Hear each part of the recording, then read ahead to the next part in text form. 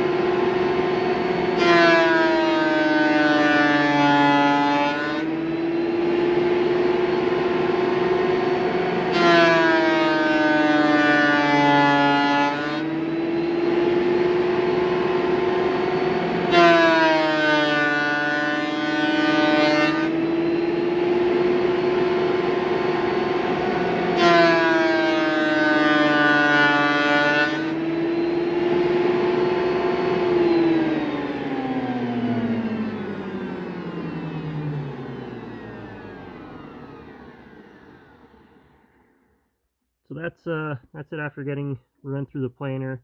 Might do a little bit more, but that's just the basic idea, and you can see how much different it looks and how much that color really shows through. But yeah, that's gonna be the walnut for the that wolf project I was showing.